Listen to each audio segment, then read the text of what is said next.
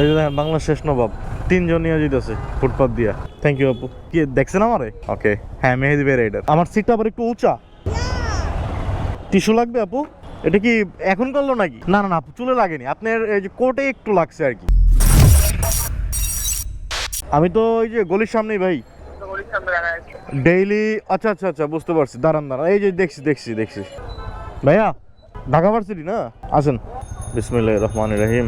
আসসালামু আলাইকুম। কি অবস্থা সবার, কেমন আছেন? আশা করছি সবাই ভালো আছেন, সুস্থ আছেন। আলহামদুলিল্লাহ আমিও ভালো আছি, সুস্থ আছি।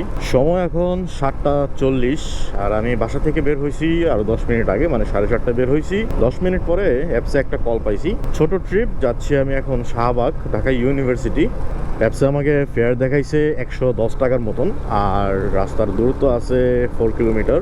তো আজকে একটু উঠতে লেট হয়ে গেছে, কারণ ভাবছিলাম যে 7টার আগে যদি বের হইতে পারি তাহলে আমার জন্য একটু ভালো হয়, কেননা আমার হাতে সময় খুবই কম থাকে। 7টার আগে যদি বের হইতে পারি তাহলে হচ্ছে যে তাড়াহুড়া কম থাকে, মানে রিল্যাক্সে বাইক চালানো যায়। আর যদি লেট হয়ে যায় তাহলে ভাই একটু তাড়াহুড়া করতে হয়। সো আজকে আসলে লেটই হয়েছে, কারণ 7:40 যেহেতু বাজে, আর 1 ঘন্টা আগে বের হইতে পারলে ভালোই তো।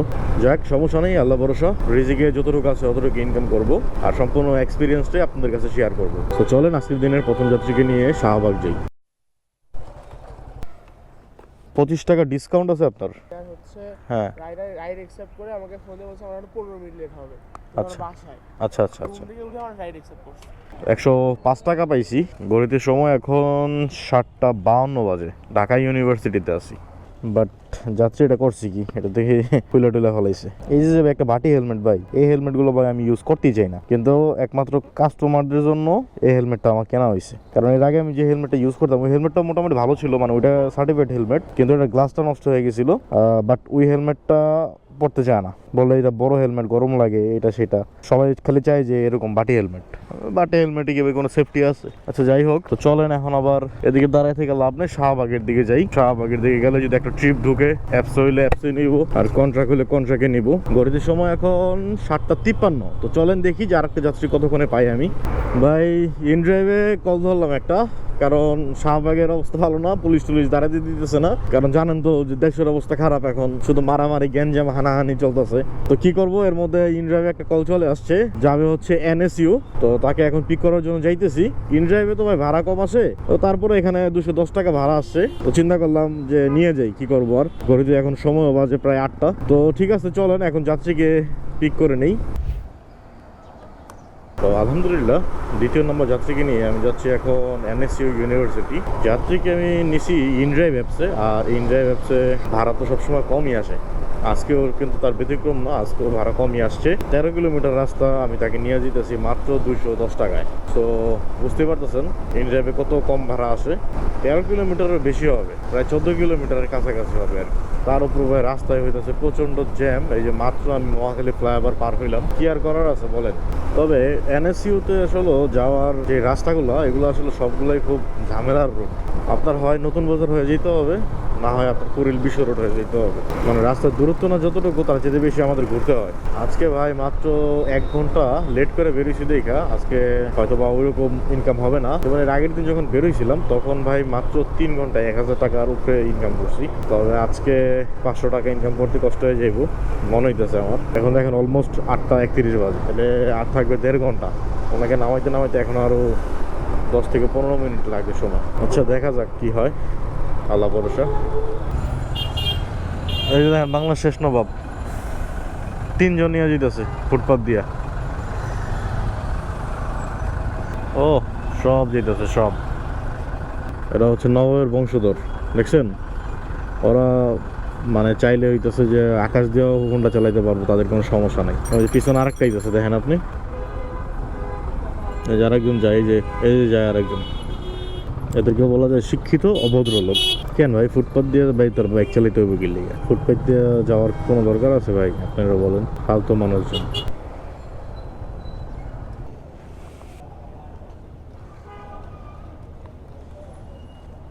থ্যাংক ইউ আপু।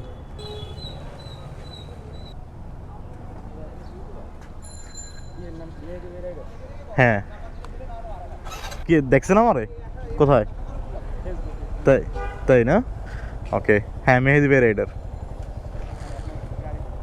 আচ্ছা আচ্ছা, কি এখানে পড়াশোনা করেন? ও আচ্ছা আচ্ছা আচ্ছা, গাড়ি দেখে আপনি আমার চেনা ফেলাইছেন? বাহ, তাহলে তো আপনি আমার অনেক ভিডিও দেখেন মনে হয়। রেগুলার দেখা হয় ফেসবুকে না ইউটিউবে? আচ্ছা আচ্ছা আচ্ছা আচ্ছা, যাক ঠিক আছে। আপনি আজকে ভিডিওতে কিন্তু চলে আসছেন, ব্লগে আছেন, আপনি হাই দিয়ে দেন সবাইরে। ঠিক আছে ভাইয়া, ভালো থাকেন। হ্যাঁ, মানে ভাইয়াটা আমার রেগুলার নাকি ভিডিও দেখে, উনি সামনে থেকে আবার ঘুরে চলে আসছে যে ভাই আপনি কি ইউটিউবার, চ্যানেলের নাম কি মেহেদি বে রাইডার। আমার কত সৌভাগ্য ভাই, তাই না? মানে মানুষ আমার গাড়ি দেখে চিনা ফেলায়, মানে আমাকে না চিনলেও আমার গাড়িটা কিছু ঠিকই চিনে মানুষ। যাক, এরকম আপনাদের কাছ থেকে এরকম ভালোবাসা পাইতে আমার অনেক বেশি ভালো লাগে। তো মোটামুটি ভাই 40 মিনিটের মতো লাগছে আপুটাকে আমার নামাইতে, আর ভাড়া পাইছি আমি 210 টাকা।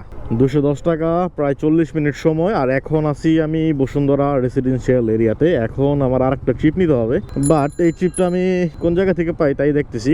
এদিকটা সকালবেলা ভাই অ্যাপসে কল আসে, মানে কল আসার সম্ভাবনা বেশি থাকে। তো দেখা যাক আজকে কতক্ষণ লাগে, কয়টা বাজে? 8:46 বাজে। ঠিক আছে, তাইলে আরেকটা ট্রিপ নিয়ে আবার ফিরতেছি। ভাই ইনড্রাইভে আরেকটা কল ধরলাম, 150 টাকা ট্রিপ, যাবে হচ্ছে গুলশান। আর এই যে আপনারা অনেকে বলেন যে কিভাবে আমরা যাত্রী খুঁজে বের করি, এই যে দেখেন যে যাত্রী কোথায় আছে আমি কিন্তু জানি না, মানে চিনি না আর কি, জানি চিনি না। এই যে দেখেন যাত্রীর লোকেশন হচ্ছে এইটা, আর আমি আছি এইটা। এখন আমাকে এই গুগল ম্যাপ আমাকে নিয়ে যাবে, বুঝছেন? এই যে দেখেন আমি হচ্ছে এইটা, এদিক দিয়ে যাবো, যাত্রীর ওইখানে আমাকে পৌঁছায় দিবে। খুবই ইজি আর কি বিষয়টা, যদি আপনি বুঝতে পারেন। মানে গুগল ম্যাপ সম্পর্কে যদি আপনার আইডিয়া থাকে তাহলে কিন্তু আপনার রাস্তাঘাট চিনেন বা না চিনেন সেটা কোনো ইস্যু না। কয়েকদিন গুগল ম্যাপ দিয়ে রাস্তাঘাটে যদি আপনি ট্রিপ দেন তাইলে আস্তে আস্তে এই রাস্তাঘাটগুলো চিনে ফেলবেন। তবে নতুন অবস্থায় গুগল ম্যাপের যদি আইডিয়া থাকে তাইলে আপনার জন্য সবচেয়ে ভালো হয়, কারণ এটা খুব ইজি একটা জিনিস এবং খুবই হেল্পফুল।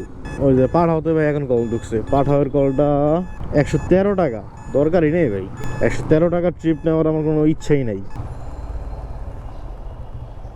এইটা সম্ভবত নাকি। তো এই যে দেখেন লোকেশনে চলে এসেছি আমি ফোন দিচ্ছিলাম আর কি অনেকক্ষণ ধরেই, কল ঢুকতেছিল নাকি আমি বুঝতেছিলাম না। ইনড্রাইভে কি আপু এখন নাম্বার শো করে না কাস্টমারের, তাই না? আচ্ছা, এটা একটা ঝামেলা।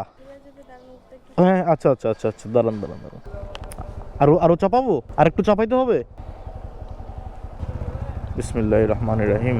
তো 3 নম্বর যাত্রীকে নিয়ে আমি এখন যাচ্ছি গুলশানে। আর ইনড্রাইভে এই ভাড়াটা মোটামুটি ভালোই দেখাইছে, 150 টাকা দেখাইছে ভাড়া। রাস্তা দূরত্ব ছিল 7 কিলোমিটার। তো আপনাদের জন্য এত কষ্ট করে ভাই ব্লগ ভিডিও বানাই, কিন্তু আপনারা আসলে ব্লগ দেখেন ঠিকই, কিন্তু লাইক কমেন্ট কম করেন, শেয়ার টেয়ার তো করেননি না। এটা আসলে খুব দুঃখ লাগে। নাকি আপনাদের কাছে ভালো লাগে না আমার ব্লগগুলো? ভালো না লাগলে ভাই ব্লগ ভিডিও বানাবো না, কারণ আপনাদের জন্যই তো এত কষ্ট করে ব্লগ ভিডিও করি। যদি ভালোই না লাগে, যদি আপনারা লাইক কমেন্ট শেয়ার নাই করেন, তাহলে ভাই তো কষ্ট করে ব্লগ বানানোর তো কোনো মানেই হয় না, তাই না? এখানে নামতে পারবেন আপু? আচ্ছা, আমি একটু সাইড করি। হ্যাঁ, আমার সিটটা আবার একটু উঁচা। জি জি জি। টিস্যু লাগবে আপু? এটা কি এখন করলো নাকি? না না না আপু, চুলে লাগেনি। আপনার এই যে কোটে একটু লাগছে আর কি, চুলে নেই। থ্যাংক ইউ আপু। ওকে, আসসালামু আলাইকুম। উনি যেখানে নামাইতে বলছে আমাকে, আমি ঠিক ওইখানেই ওনাকে নামাইছি। যে বলছে ভাই এখানে নামান, এখানে নামাইছি। তো নামানোর আগেই হচ্ছে যে উপর থেকে পাখি বা কাক কিছু একটা হবে, একদম পটি করে দিয়েছে। মানে যাতা একটা অবস্থা। আপুর হচ্ছে যে কোটটা নোংরা হয়ে গেছে, এই জন্য আপুর একটু মন খারাপ। দাঁড়ান ভাই, একটু সিঙ্গারা খাবো, খুব খিদা লাগছে ভাই। 2টা সিঙ্গারা খাইনি। হ্যাঁ, হালকা একটু নাস্তা করে নিলাম ভাই, সিঙ্গারা খাইলাম। সকালবেলা খালি পেটে বেরোইছি।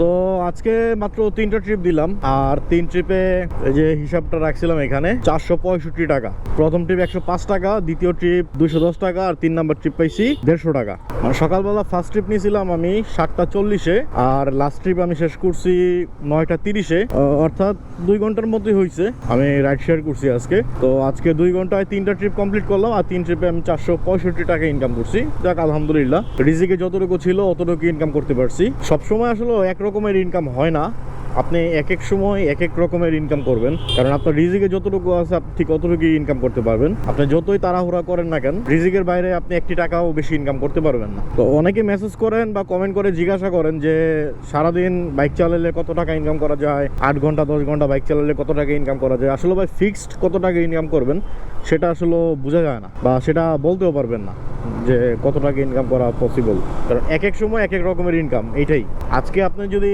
4 ঘন্টায় 1000 টাকা ইনকাম করেন, কালকে দেখা গেছে 4 ঘন্টা 500 টাকা ইনকাম করবেন। মানে যখন যে এরকম হয়, ওইটাই আপনাকে মেনে নিতে হবে। আপনি ফিক্স ধরতে পারবেন না যে আজকে আমি 2 ঘন্টায় 1000 টাকা ইনকাম করবোই বা 3 ঘন্টায় 1000 টাকা ইনকাম করবো, এটা কখনোই সম্ভব না। আগে আমার অফিস যখন 11টা থেকে ছিল তখন আমার জন্য খুব ভালো হইতো, কারণ 11টার সময় অফিস থাকলে আমি মোটামুটি সকালবেলা 4 ঘন্টা বা 3 ঘন্টার মতো সময় পেতাম। বাট এখন আমার অফিস হচ্ছে 10টা থেকে, তো এই জন্য আমার একটু প্রেশার হয়ে যায়, যার কারণে আমি একটু চিন্তা করি যে আগে আগে বের হবো। কিন্তু এখন আবার ভাই শীতকাল, কারণ সকালবেলা শীতকালে ভাই উঠতে এমনি কষ্ট হয়ে যায়। তারপর আমি মানে চেষ্টা করি একটু আগে আগে বের হওয়ার জন্য। কষ্ট যতই হোক ভাই, ইনকাম তো করতে হবে। আপনি যে কোনো কাজই করেন না কেন, প্রত্যেকটা কাজে কষ্ট আছে। তো আমি এই তো মাত্র 3টা ট্রিপ দিয়ে রাইডশিয়া শেষ করলাম, আর এখন আমি যাচ্ছি অফিসে, কারণ ঘড়িতে সময় এখন 9:46 বাজে, আর 14 মিনিট সময় আছে।